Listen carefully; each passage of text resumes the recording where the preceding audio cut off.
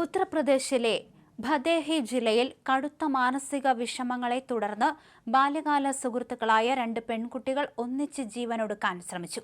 ഒന്നിച്ച് വളരുകയും 10ാം ക്ലാസ് വരെ ഒരേ സ്കൂളിൽ പഠിക്കുകയും ചെയ്ത ഭദോഹി സ്വദേശികളായ കവിത, സാധന എന്നിവരാണ് അതീവ മാരകമായ വിഷം കഴിച്ചത്. ചികിത്സയിലിരിക്കെ കവിതയ്ക്ക് ജീവൻ നഷ്ടമായി. സാധന ഗുരുതരാവസ്ഥ തരണം ചെയ്ത് ആശുപത്രിയിൽ ചികിത്സയിൽ തുടരുന്നു. തങ്ങളുടെ വ്യക്തിപരമായ ജീവിതത്തിലെ കടുത്ത പ്രതിസന്ധികൾ പരസ്പരം ചർച്ച ചെയ്തതിനു പിന്നാലെ ഇരുവരും മാരക വിഷഗുളികകൾ വാങ്ങി കഴിക്കുകയായിരുന്നുവെന്ന് പോലീസ് പറഞ്ഞു.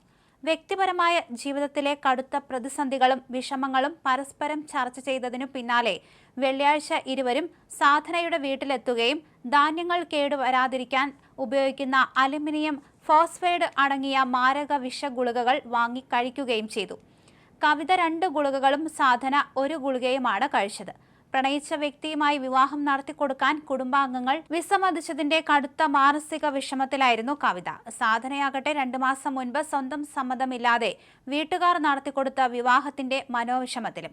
ഭർത്താവിനെ ഇഷ്ടപ്പെടാതിരുന്ന സാധന കഴിഞ്ഞ 1 മാസമായി സ്വന്തം വീട്ടിലായിരുന്നു താമസം. വെള്ളിയാഴ്ച വൈകുന്നേരം വീട്ടിലെത്തിയ സാധനയുടെ മാതാപിതാക്കളാണ് ഇരുവരെയും അബോധാവസ്ഥയിൽ കണ്ടെത്തിയത്. ഉടൻ തന്നെ കവിതയുടെ കുടുംബത്തെയും പോലീസിനെയും വിവരം അറിയിക്കുകയും എല്ലാവരും ചേർന്ന് ആംബുലൻസിൽ ഇരുവരെയും ആശുപത്രിയിലേക്ക് മാറ്റുകയും ചെയ്തു. നില അതീവ ഗുരുതരമായതിനെ തുടർന്ന് കവിതയെ വാരാണസിയിലെ ആശുപത്രിയിലേക്ക് മാറ്റിയെങ്കിലും വെള്ളിയാഴ്ച രാത്രി വൈകി ജീവൻ നഷ്ടമായി. 18 വയസ്സാണ് കവിതയ്ക്ക്.